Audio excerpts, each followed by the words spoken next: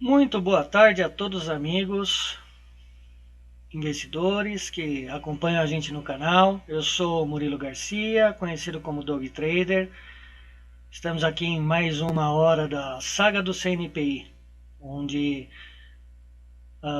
eu tenho me preparado já faz 4 meses para poder fazer a prova, tirar a certificação, conseguir a tão sonhada carteira de analista para poder ajudar e tentar ajudar a todos, né, da melhor maneira possível.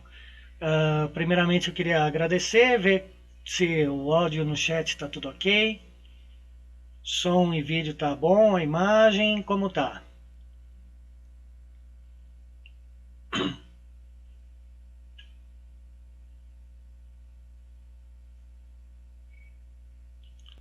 Tá ok? Então vamos lá. É que tem um delay, eu ainda preciso me acertar em relação a esses delays, né?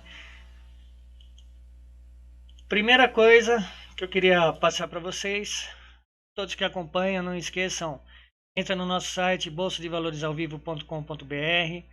Lá tem uma série de materiais, alguns e-books, o contato com a gente, alguns cursos para quem quer aprender a investir e verificar outras formas de ver e de viver do mercado, né? Eu acho que esse é o nosso intuito, né? Nós temos o nosso grupo do Facebook, eu acredito operador, onde lá os traders se conversam, veem as melhores possibilidades de trade, alternativas, stops, alvos, conversa sobre o mercado, é bem legal, lá tem uma série de discussões legais, né? Nós temos o nosso grupo aqui, desculpa pessoal que tocou o telefone aqui bem na hora da transmissão, vamos deixar em off, eu não sei quem são as pessoas, né? Mas toda vez que começa uma transmissão, toca meu telefone e eu esqueço de deixar no mudo, né? Hoje, mais uma vez, vamos lá. Ao vivo é sempre assim, né? Temos o nosso grupo aqui no YouTube, o Charles Nader Sharks School, onde todos os vídeos que nós fazemos fica de forma gratuita e transparente com vocês, desde o pregão à vista, quanto as aulas e a parte educacional que a gente tem tentado trazer e tentado aprender com vocês também aqui nesse mercado, tá? Temos o Marcelo Peretti, ele faz o Wake Up todo dia de manhã, das 8h30 às 9h, mostrando como que o mercado dormiu, como que o mercado lá fora reagiu às principais notícias pelo mundo, Ásia, Oceania, a Bolsa num contexto geral e as principais notícias que nós temos no mercado que possam impactar no intraday. Tá? Marcelo Peretti também está fazendo um programa aos sábados, da mesma forma que eu estou montando esse programa que nós temos, que é a saga do CNPI. Ele tem um programa que ele montou, tá bem legal, bastante conteúdo sobre a saga do agente autônomo, né, de investimento. Então vai ao ar todos os sábados pela manhã. Temos o Martini Neto, que é o nosso analista CNPI aqui do grupo. Ele fica tocando a sala do pregão ao vivo de manhã, das 9h30 até 12h30, mostrando exatamente a visão e seguindo a visão que o Charles tem. Então, a ideia do grupo é todo mundo seguir a mesma visão para a qualquer momento do dia ou do intraday, uma perspectiva futura, a gente está sempre seguindo a mesma linha de raciocínio, né? O Martini também ele começou o Sunday Sharks, né, que seria um programa de domingo às 7 da noite, na qual ele vai estar mostrando a visão em um gráfico em tempo maior de principais movimentos ou possibilidades de movimento, né? Esse é o meu canal do YouTube, Dog Trader DT. Todos os vídeos que nós fazemos aqui da saga, posteriormente eu estou carregando lá no meu YouTube e futuramente a gente vai estar criando alguns vídeos novos, algumas visões diferentes para a gente poder tentar entender.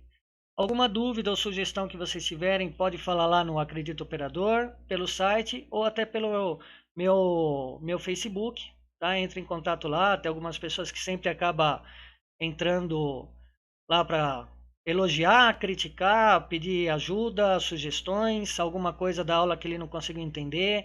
Às vezes a pessoa não tem a disponibilidade de estar aqui das 5 às 6 nesse fim de pregão, ou que a pessoa trabalha, ou ela está presa ainda no trade e não tem como ela acompanhar ao vivo, então ela acaba gerando dúvida e acaba entrando em contato. Então esse contato está sendo bem legal.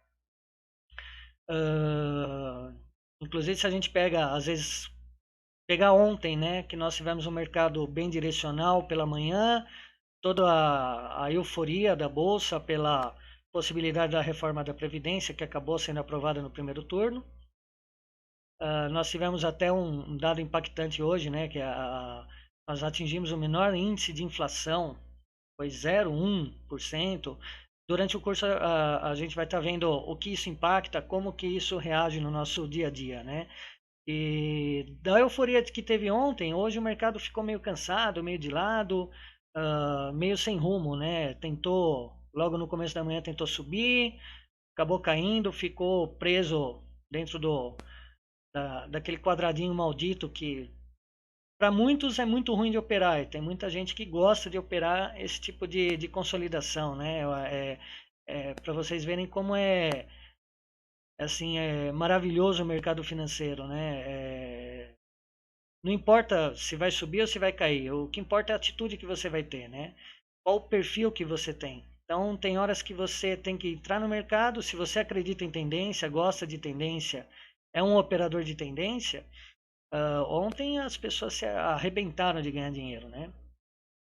Quem já não quem gosta de tendência e detesta uma consolidação, hoje foi aquele dia para tirar. Então a gente usa muito o termo, né? Sobe no boato e cai no fato, né? E realmente, né? Ontem, antes do começo da votação, o mercado estava bem eufórico, começou a votação, o mercado praticamente só caiu no instante da tarde, ficou lá quietinho. E hoje ele está bem morninho, né? Tá de lado, muitas pessoas, você não sabe até que ponto que as pessoas estão realizando lucro ou estão aumentando a mão esperando uma nova expansão, né? Queria agradecer no chat, dar boa tarde para todo mundo, e vamos dar sequência na nossa aula.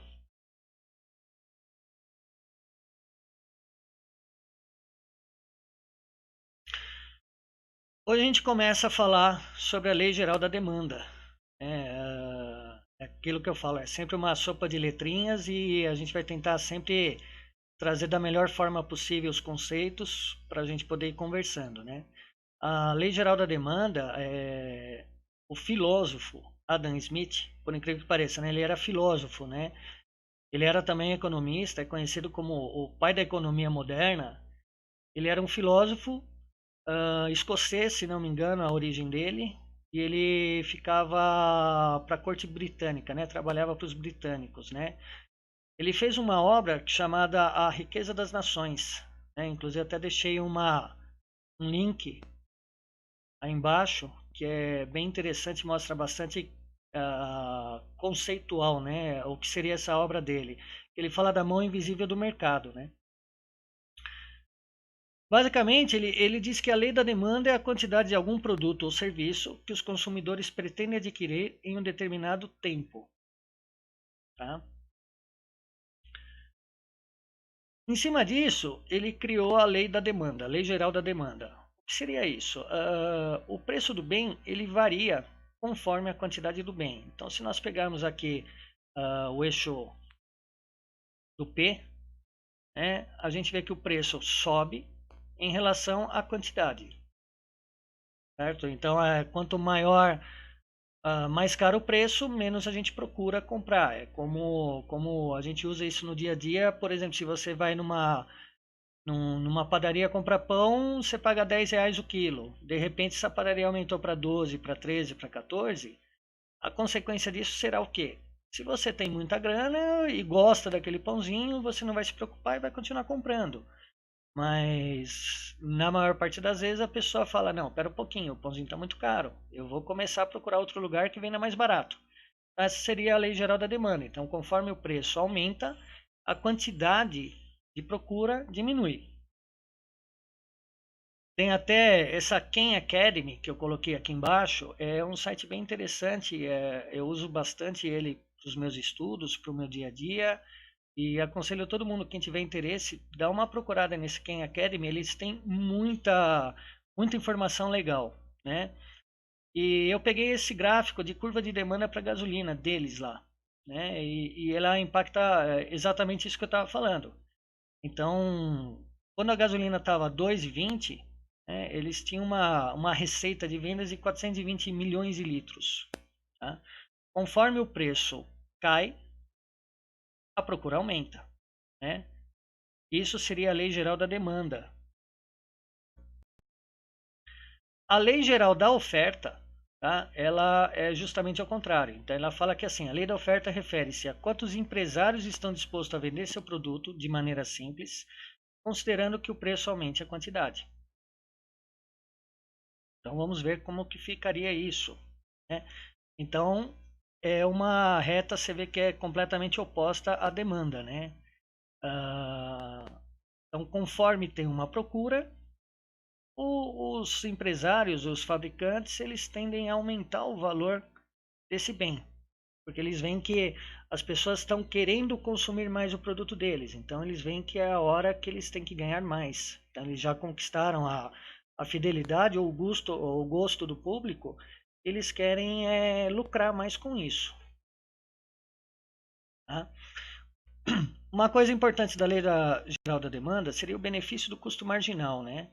Então nós temos a linha D, que seria essa linha central, que reflete exatamente o preço da demanda. Conforme o preço aumenta, a demanda diminui. E a gente tem que entender o que é um simples deslocamento de preço, seria sobre essa D, né? Ou quando você tem um desconto, ou quando você tem uma implicação de juros, essa curva ela se desloca completamente no gráfico, né? Então ela sobe paralelamente, tá? Então essa seria o benefício e custo marginal, tá? O benefício marginal é o consumo da unidade adicional de um bem ou serviço e custo marginal, que é justamente aquilo que a gente estava falando. Conforme você tem um deslocamento de procura ou de preço, e quando você incide juros ou desconto sobre aquilo, essa curva inteira se desloca, né? O custo marginal é o custo adicional que se pode se produzir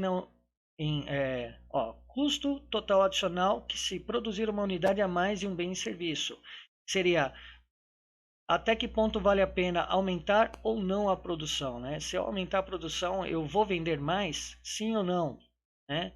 Em cima disso é que entra a lei da oferta, né? Então, os produtores estão lá, eles estão vendendo e eles percebem que começa a ter uma procura maior do produto deles. Então, eles falam, pô, vale a pena eu aumentar a minha produção, sim ou não? Né? Então, é em cima disso que trabalha o custo marginal. Em cima disso, a gente acaba entrando nesse outro gráfico, né? Eu peguei esse gráfico, inclusive, no dicionário financeiro, tá? É muita questão de economia. Seria basicamente as pessoas que veem isso é quem está estudando economia. Para entender exatamente esse ponto de equilíbrio, né? Qual é o ponto interessante para você aumentar mais a sua produção ou não, né? Que é justamente esse ponto de equilíbrio entre a curva da procura e a da demanda, né? E a curva da oferta, né? Em cima disso, tem um conceito de elasticidade de preço, de demanda, né? Esse conceito em latim, é uma palavra bonita, é coeteris paribus, né? Na realidade, o que que é? Ele quer medir a reação das pessoas frente à mudança em variáveis econômicas, tá? Nós temos três tipos de elasticidade, né? Então, nós temos uma demanda elástica, uma demanda inelástica e uma elasticidade unitária. O que seria isso? A demanda elástica, alguns bens, os consumidores reagem bastante quando o preço sobe ou desce. É o efeito, por exemplo, se você, que eu estava falando do pãozinho, você paga R$ 10 no quilo do pãozinho, de repente o pãozinho passou a ser 15. Pô, ou você muda o pão que você gosta, ou você passa a comprar em outra padaria. Ou até mesmo se a gente pensar em manteiga, né? A manteiga tá caro, tá bom, eu vou procurar um produto similar, eu vou procurar uma margarina que seja mais barata, né? Ou mesmo uma marca de refrigerante, né? Quem gosta muito de refrigerante, vai lá, uma Coca-Cola tá 7 pau no mercado. Pô, de repente você ver a Pepsi que está 5. Pô, vale a pena comprar Pepsi? É mais barato, né? Até o slogan dela que pegou na cabeça das pessoas que tem Pepsi, pode ser. Então esse pode ser é justamente isso, né? Você pegar uma demanda elástica, você aproveita uma situação que as pessoas querem consumir, só que elas não estão dispostas a pagar por aquele produto. Então ela acaba procurando produtos ou iguais ou similares, né, para poder continuar o seu consumo. Nós temos a demanda inelástica, tá? Que ela fica quase inalterada quando o preço sobe ou desce. Então seria um bem de necessidade. Por exemplo, uma pessoa que tenha diabetes e precise da insulina, pô, independente o preço da insulina, ela vai ter que consumir. Então ela vai ter que comprar, sempre está comprando independente do preço. É lógico, ela tenta procurar alguma promoção ou entra em contato com alguns hospitais para ver se consegue um remédio mais barato, posto de saúde, alguma coisa do tipo, mas ela necessita daquilo, então ela vai ter que comprar, né? E tem a elasticidade unitária. Então é uma variação percentual na quantidade é igual a variação percentual no preço. Então praticamente ela fica 1 para 1, ou seja, ela não tem elasticidade. Independente o valor que tiver o bem, aquele ponto de equilíbrio, ela vai se deslocar na mesma curva, né?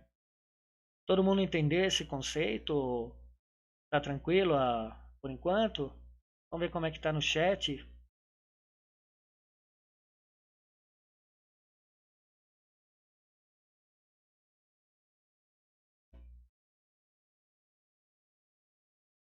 Tá tranquilo? Legal. Vamos seguir. Ó, a Patrícia tá aí. Quem não sabe, Patrícia é minha esposa. Um beijão pra você. Ela tá em viagem com as crianças, né?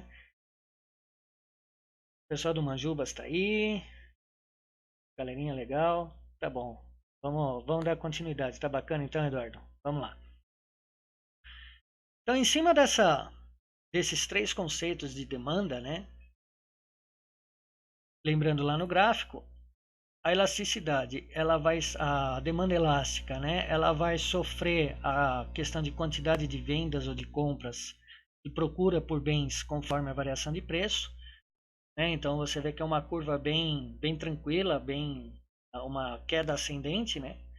Nós temos a demanda inelástica, que ela já é bem íngreme, ou seja, seria a necessidade que a pessoa tem.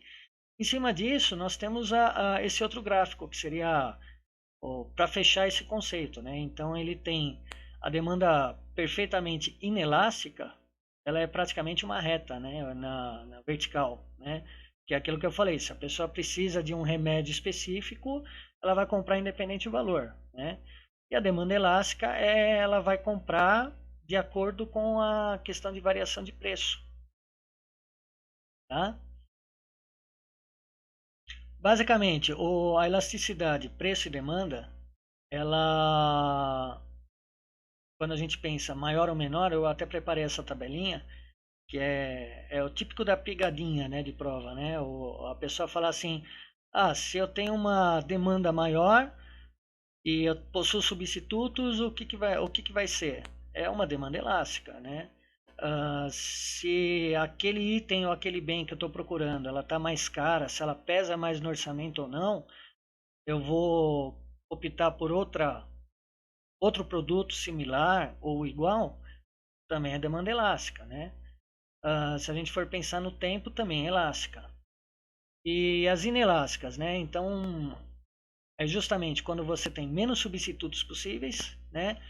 Ou que pesa menos no orçamento, ou que ela tem um menor índice de tempo, tá? Uma fórmula de calcular, agora começa as contas, né? Até agora a gente só estava falando em conceitos, sempre toda aquela sopa de letrinhas, subníveis, e agora começa os cálculos, né? É um cálculo bem aparentemente simples, não tem muito mistério em cima dele. Eu acho que vale até a pena a gente entender essa lógica e tentar trazer para um exemplo real, tá? Então a demanda elástica ela pode ser calculada dessa forma, onde você vê a oferta de produto pegando o final menos inicial e dividindo pela média dele, né? Em cima disso, nós temos também a oferta de preço, né, o percentual de preço, onde a gente pega também o preço final menos inicial, vem numa média, e aí chega nessa formulinha base, que é o PQP, né, aquelas analogias, né, que a gente tem que pensar, né. O PQP para alguns é palavrão, é uma forma de fazer analogia, ou então você pode falar assim, né, ah, por que, por que pensar, né, vamos usar a, a linha de raciocínio, né? Então, por que pensar, né? Acho que seria uma analogia para a gente usar para esse termo dessa formulinha, né? Então, na realidade, a gente vai estar pegando a variação percentual do valor dos preços, né? E do valor da oferta, né? De quantidade de vendas, tá? Então, eu vou usar um exemplo em cima disso, tá? Um exemplo real, acho que é mais fácil a gente entender a lógica se a gente trouxer para o nosso cotidiano, né? Esse exemplo eu fiz o seguinte, com o caldo de cana, né, ou garapa, né, cada cidade ou cada estado tem uma forma de pensar, né? Um nome específico, né? Aqui em Santo André, eu moro aqui no ABC, aqui em São Caetano a gente chama de caldo de cana, né? Alguns lugares chamam de garapa. Acho que depende muito da região, né? Mas se você pensar, um caldo de cana na feira estava R$ 10 o litro e no final da feira estava R$ 12 o litro. Tá? Então ele teve um aumento de preço. Então quando a gente pensa lá naquela demanda, né? Então eu tive um valor maior, tá? Pelo litro. E a quantidade da demanda caiu de 30 litros hora de venda para 10 litros hora. Então significa o quê? Que até 11 horas, o meu litro de caldo de cana custava R$ 10 e eu vendia uma média de 30 litros por hora. Aí na última hora, o vendedor estava um pouco cansado, estava com menos estoque, ele foi lá e aumentou esse, esse litro do caldo de cana de 10 para 12, querendo ganhar mais ou querendo vender menos, né? E ele percebeu que essa quantidade de venda caiu de 30 para 10. Então, como que a gente calcularia se essa demanda é elástica, inelástica, né? Então, em cima desses cálculos, a gente começa a falar. Então, a demanda de quantidade, né? Nós pegamos lá o 10 menos o 20, tá? Que seria a quantidade inicial, quantidade final, dividimos por 2, chegamos nesse valor, 66,66, tá? Ó, pessoal, eu escrevi uma coisa errada. A quantidade de litros demandada de 30 litros para 10 litros, tá? Na realidade eu escrevi isso certo, só que o cálculo que eu fiz foi sobre 20 litros. Então, por favor, desconsiderem, né? Considerem que a demanda caiu de 20 litros para 10 litros hora, tá? Se a gente pegar isso, ele dá em média percentual de uma queda de 66% na demanda, ou seja, a quantidade de caldo de cana que caiu em relação de uma hora para outra foi em 66%. Quando a gente pega o preço, tá? O preço ele acabou subindo de R$ 10 para 12. Nós fazemos esse cálculo, em cima desse cálculo a gente chega nos 18,18%, ou seja, o preço aumentou 18%, tá? Quando jogamos tudo isso na formulinha do PQP, nós vemos que nós tivemos um valor negativo de 3,66. Tá? Esse valor negativo, ele quer dizer o quê? Que é uma demanda elástica, inelástica. Responde no chat o que vocês acham, né? Em cima desse cálculo. Se vocês virem esse resultado, o que vocês falariam? Né? É uma demanda elástica e inelástica. Vamos ver o que o pessoal no chat fala ou comenta.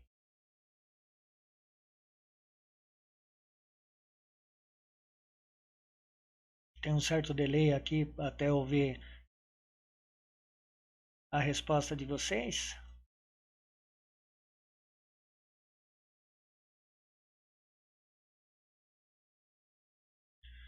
Elástica, o Helder acertou. Tá? É uma demanda elástica. Por quê? A gente percebe que todo valor que for, lembra que voltando lá, né? Toda vez que nós temos uma queda de consumo referente a valor, ela se torna elástica, tá? Quando nós falamos aqui em menos 3,66, significa o quê? Que o consumo caiu muito em relação ao valor. Ou seja, simplesmente aquele valor ter subido 18% fez uma queda de interesse das pessoas em caldo de cana em 66%. Tá? Então isso é uma demanda elástica. Se nós fizermos essa mesma conta por algum outro item, né? É até interessante quem quiser, tiver essa dúvida, né? Pega ah, pega o cupom fiscal do seu último mercado, né? Compara os preços que você tinha com o preço que você teria hoje, né? Então pega lá e fala, por exemplo, o papel higiênico, né? Que é um bem de necessidade, todo mundo usa e nem sempre a gente fica na mesma marca. Por quê? Porque ele começa a ter valores de preço diferente e você fala, não, tá muito caro, eu não vou comprar esse item, né? Mas chega uma hora que você fala assim, não, vou começar a procurar por outra marca. O que determina isso? Exatamente essa demanda elástica. Se você tiver uma variação igual a zero, né, você tem uma variação estável, ou seja, independente do valor que tiver, você vai continuar adquirindo ele. Se você tem uma demanda positiva acima de 1, em cima desse resultado, significa que é uma demanda inelástica e que você precisa daquele bem. Tá? É como você pensar que você tem um carro que é só gasolina, não é flex, é um carro um pouco mais antigo que é só gasolina. Independente do valor que esteja o posto, você vai ter que adquirir aquele bem, né? Você pode até trocar de posto para tentar procurar um posto um pouco mais barato, mas aí você se arrepende que a gasolina não era tão boa quanto você estava acostumado, né? Então aí passa a ser a inelástica, né? Basicamente é isso. Vocês entenderam toda essa parte? É um conceito bem interessante. Eu acho que isso deve cair, deve ser cobrado em material de prova, tá? Em cima disso, a gente começa a estrutura de mercado.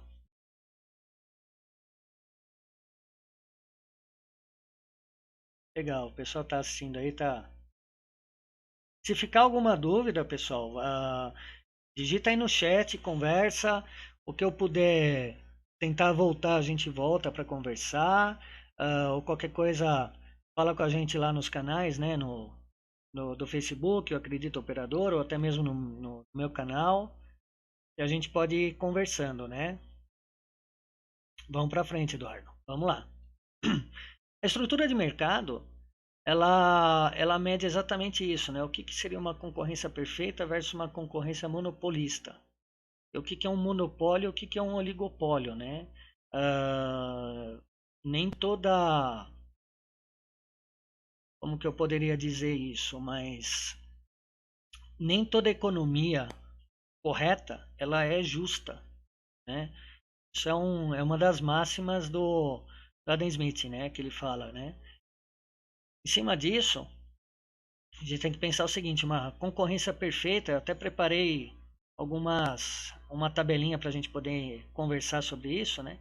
Quando a gente fala em concorrência perfeita e concorrência monopolista e for dividir, ver o que uma interfere na outra, o que uma difere da outra, né? A gente pensa assim, né? Uma concorrência perfeita, ela não pode influenciar o mercado e uma monopolista, ela influencia, né? Então, se você for ver eu usar o mesmo exemplo, né? A gente vê de lanchonetes, o McDonald's até pouco tempo atrás ele estava praticamente sozinho, né? O Bob sempre ficou lá quietinho de lado e o McDonald's praticamente tomou todo o campo de fast food, né? Tava pior do que Bradesco, né? A cada duas esquinas você tinha uma lanchonete deles. E com a vinda do Burger King, o negócio ficou um pouco difícil para eles, né? Eles tiveram que abaixar a margem, começar a dar promoção. Eu lembro até 3, 4 anos atrás, um Big Mac, o número 1, estava aqui em Santo André, estava 26, R$ 27, né? Hoje você já pega o clássico do dia por R$ 19,90. Então essas concorrências, né, essa demanda elástica que a gente estava conversando e inelástica, ela entra justamente nesse ponto, né? Até onde que que nós podemos nos beneficiar em cima disso. Então, nem sempre uma economia correta é uma economia justa, né? Nem sempre é que nem o fator da previdência. Todo mundo está reclamando, falando, tem pessoas contra, pessoas a favor, mas falando que não é justo. Eu concordo. Eu também não acho justo, mas é uma necessidade em prol de um país, né? Então, independente o lado político, o viés ou expectativa futura, a economia, ela, como eu disse, ela não é justa, né? Para ser boa, ela não precisa ser justa, né? Outro ponto, né? Se você pensar numa concorrência perfeita como monopolista, né? Ele fala assim, aceitam o preço de equilíbrio do mercado. Sim, aqueles primeiros dois gráficos que a gente viu, né? Seria a lei da oferta e da demanda, né? Eles entendem esse ponto e entendem o que é um deslocamento apenas, né, naquela linha que a gente falou, né? Ou quando você tem uma bonificação, um juros, ou quando você tem um desconto conforme a sua necessidade, né? E a concorrência monopolista já não aceita isso, tá? Quando a gente fala em produtos homogêneos, sim, é aquilo que eu falei. Se você não quer uma manteiga, a manteiga está cara, você vai para um produto similar. Então, isso seria uma concorrência monopolista. Ela não aceita. Então, manteiga é manteiga, né? É que nem a gente fala bolacha ou biscoito, né? Para muitos é a mesma situação e não necessariamente é, né? Mas se for pensar na manteiga, quem gosta de manteiga, uma concorrência perfeita, você teria várias marcas de manteiga com um preço de equilíbrio muito próximo entre elas, com o mesmo nível de qualidade e o mesmo nível de satisfação, né? A monopolista já não, ela já tenta interferir no mercado, interferir nos fornecedores, ter um fornecedor fixo dela ou justamente um fornecedor exclusivo para ela, para garantir aquela qualidade, né? Quando a gente pensa em empresas independentes, a concorrência perfeita, sim, ela tem muita quantidade. Então, na realidade, ela vai ter várias pessoas procurando aquele nicho de mercado e se expandindo e crescendo em cima daquilo, né? Uma concorrência monopolista, ela já não aceita isso, tá? Barreira de entrada ou saída. A concorrência perfeita aceita exportação, importação, sem problema nenhum. Agora, a concorrência monopolista, ela já tenta travar, né, uma barreira legal imposta pelo governo, né? Quando a gente pensa lá na balança comercial, se a gente voltar, né, quando teve uma grande invasão de carros de fora para cá, para o Brasil, eu falo muito de carro que era da indústria automobilística, né? A gente vivia bastante isso. Começou a cada vez mais vir carros de fora para cá, carros de fora para cá, e foi enchendo o mercado e tiveram que fazer algumas barreiras legais, né? O governo para tentar salvar, digamos assim, a nossa indústria automobilística, ele começou a impor taxações e barreiras para carros de fora ou marcas de fora poder vender o carro aqui, né? Então, ou ele teria que estar montando uma fábrica, ou teria que ter um centro de desenvolvimento aqui no país. Então, aí começa a justamente tentar travar essa concorrência monopolista, né? E a receita marginal versus o preço, né?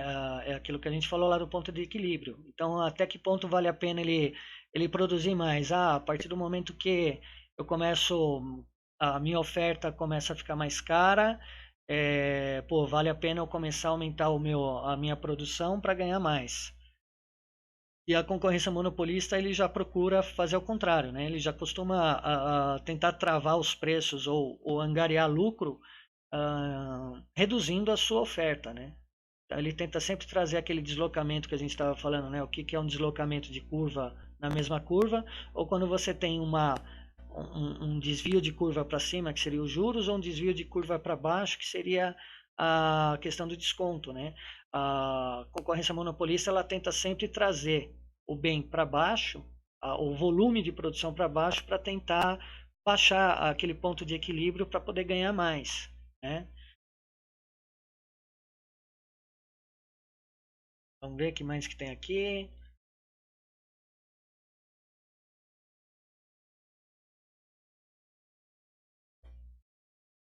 Estrutura de mercado, né? Quando a gente fala em monopólio e oligopólio, né? O que seria um monopólio, né? O número de vendedores, ele tem pequena quantidade, então tentam travar os preços e travar as ofertas. O oligopólio já libera, né, o número de vendedores para todo mundo poder ganhar o seu pouquinho, né?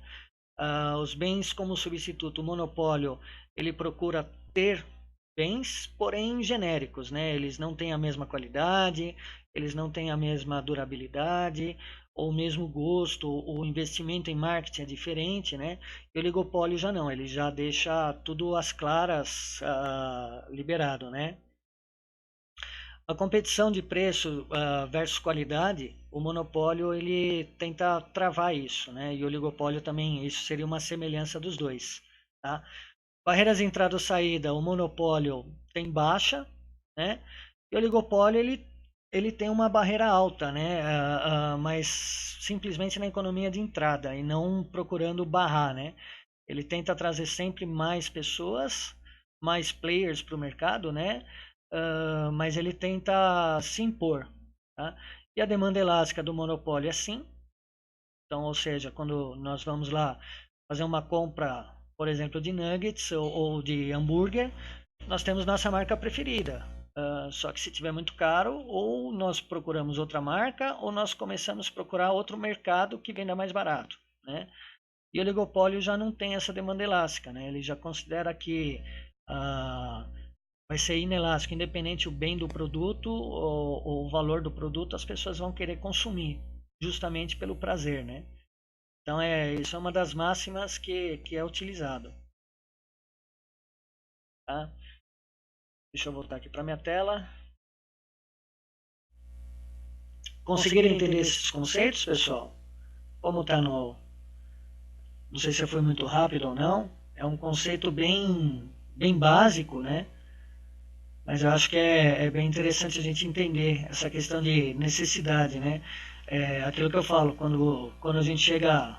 Essa saga do CNPI foi justamente isso. Se vocês pegarem lá naquela primeira aula que está no canal, eu mostro o número de CPFs que estão na bolsa listados, né? Então é praticamente um pouco mais de 1 milhão de CPFs para 200 milhões ativos, né? E nós temos uma quantidade de analistas poucas, né? Uma média de 48 analistas por ano a mais que entram no mercado. Então, se a gente for parar para pensar, isso seria uma demanda elástica ou inelástica, né? Qual a elasticidade disso, né? Eu gostaria que quem puder responde aqui, deixa nos comentários do vídeo, se vocês acham que a quantidade ou a necessidade de mais analistas, isso acaba se tornando uma demanda elástica ou inelástica, né? E o porquê, né? A gente vai ver os comentários que tiverem aqui no vídeo, no Face, para a gente poder voltar a falar sobre esse assunto, tá? Vamos ver o que tem de comentários no chat.